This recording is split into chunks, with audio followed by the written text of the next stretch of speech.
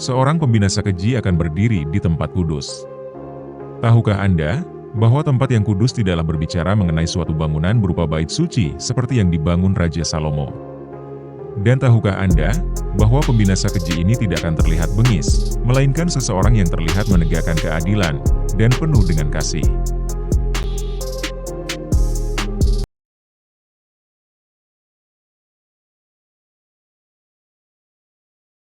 Mari kita perhatikan ayat berikut. Ada pandangan yang mengatakan bahwa pembinasa keji, atau yang disebut juga antikristus, yang bisa disebut juga Kristus palsu, yang sudah kami bahas di konten sebelumnya, berada di bait suci, dan sudah menguasainya.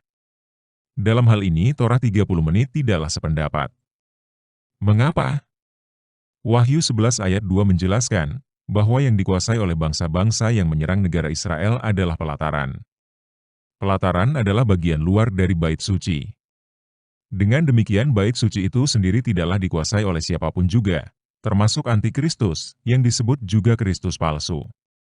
Hal kedua yang perlu diperhatikan adalah, Matius 24 ayat 15 tidaklah tertulis bait suci, melainkan tempat kudus.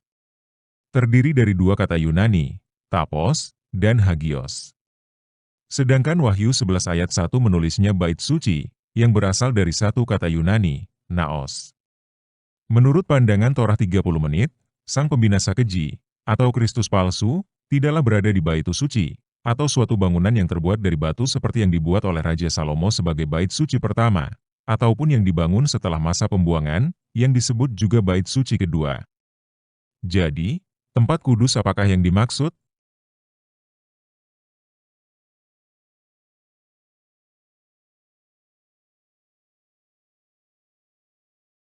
Bait Allah, atau bait suci, di Perjanjian Baru sebenarnya berasal dari dua kata Yunani yang berbeda, tetapi diterjemahkan mirip, ataupun sama. Kata Yunani hieron, dan naos. Keduanya jelas memiliki makna yang berbeda. Tetapi mengapa Alkitab terjemahan Indonesia menerjemahkannya dengan kata yang sama? Sebenarnya ada dua model bangunan yang bisa disebut rumah Yahwa Elohim, selain bangunan bait suci pertama. Bangunan mula-mulanya yang tidak lain adalah kemah suci. Pembangunan kemah suci merupakan perintah Bapa di sorga langsung kepada Nabi Mose. Bentuk, ukuran, dan juga detail di dalam dan di luar kemah sucinya, semuanya sudah diatur. Nabi Mose harus melakukan persis sesuai dengan apa yang sudah diperintahkan. Tidak bisa lebih, tidak bisa kurang, harus sesuai dengan petunjuk yang diberikan. Jadi, pertanyaan kembali yang perlu ditanyakan. Tempat kudus apakah yang dimaksud? Tempat di mana pembinasa keji, atau yang disebut juga Kristus palsu berdiri?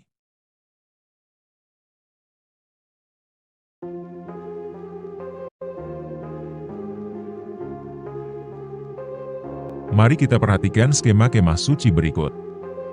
Bangunan awal yang dibangun berdasarkan perintah Bapa di sorga, yang semuanya tertulis di dalam Taurat secara terperinci. Ini adalah area pelataran, yang terdapat mezbah untuk korban-korban bakaran. Berikutnya masuk ruangan kemah suci. Di dalam terdapat ruang kudus, yang terdapat 7 pelita, atau dalam bahasa Ibraninya, menorah. Yang di dalam kitab Wahyu merupakan simbol dari 7 kategori orang-orang percaya yang hidup di masa akhir zaman. Dan ruangan apakah yang terpenting, dan paling utama di kemah suci? Tidak lain adalah ruang Maha Kudus. Ruangan maha penting, yang merupakan inti dari kemah suci.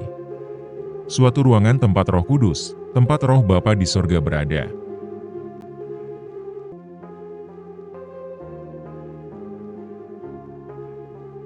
Di dalam kemah suci ada dua objek penting. Yang pertama, mezbah yang terdapat di area pelataran. Dan yang kedua, tabut perjanjian yang terdapat di ruang Maha Kudus. Menurut pandangan Torah 30 menit, tempat kudus yang dimaksudkan haruslah memiliki dua objek benda ini. Sang pembinasa keji, atau antikristus, yang bisa diterjemahkan juga menjadi Kristus palsu, akan menampakkan dirinya sebagai Sang Tritunggal, walaupun sebenarnya tentu saja bukan. Ia akan berdiri di hadapan mezbah, yang juga terdapat tabut perjanjian, dan bertindak seakan-akan ia adalah Yahusha Elohim, imam besar di sorga. Tabut perjanjian yang merupakan inti dari objek di ruang Maha Kudus, tidak lain berisi Taurat-Taurat yang berasal dari Bapa di sorga yang diberikan kepada Nabi Mose di Gunung Sinai. suatu perintah-perintah yang harus dikerjakan oleh semua orang-orang percaya. Terima kasih, Tuhan Yesus memberkati.